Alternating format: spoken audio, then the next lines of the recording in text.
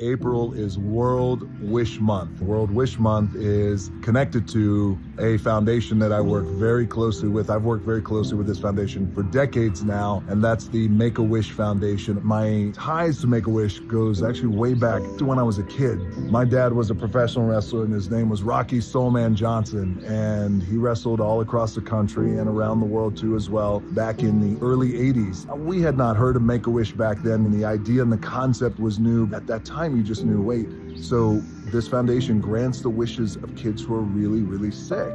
That's amazing. When my dad was wrestling in the WWE, my dad became one of the Make-A-Wish Foundation's very first wish granter, and one of the first ever for the state of New Jersey. On your hat, it says Make a Wish. Can you explain that to us? Yeah, I sure can, buddy. You know, I like to work with children. This is a Make-A-Wish Foundation, and I like to go visit and talk with kids. I will never forget it. I was there. I was 10, 11 years old. We went to go visit a little boy. He was in a wheelchair. He had a critical illness. I went to visit a really good friend of mine. His name is Bobby. Meeting my dad was little Bobby's wish. And I remember thinking, wait, this little boy's one wish in the whole world is to meet my dad?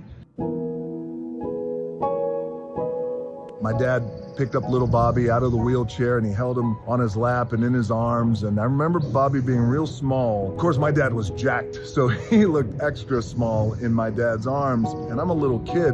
I was blown away at this idea that this other little boy looked at my dad in that way. It was his last wish. He wanted to see me, and I went down and I spent the whole day with him. It just gave me this crazy perspective, and I saw my dad in a different light.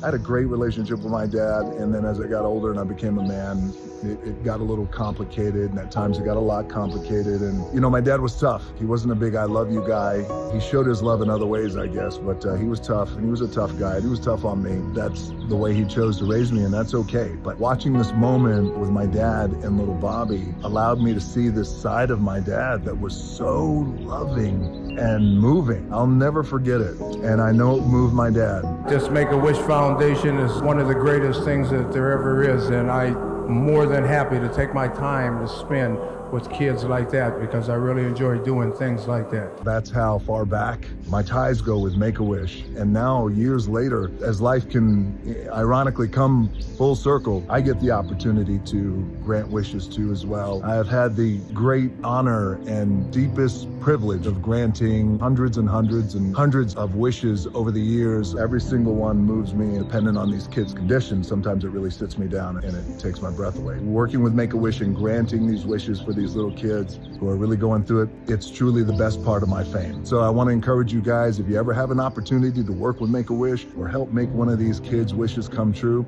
I encourage you to go for it and do it, because it's so gratifying and satisfying. And even if you don't have a chance to work with Make-A-Wish, there's also just this idea of being kind and being good to people, and especially little kids who are going through it and going through tough times. There's real value in just being good to people and being kind, because that matters. It goes a long way. There's a great saying I heard when I was 15 years old, which is, it's nice to be important, but it's more important to be nice. And I carry that with me. Thank you for everybody supporting Make-A-Wish. Thank you to the entire Make-A-Wish Foundation, my team. Love you guys. Thank you for the support, and I'm lucky.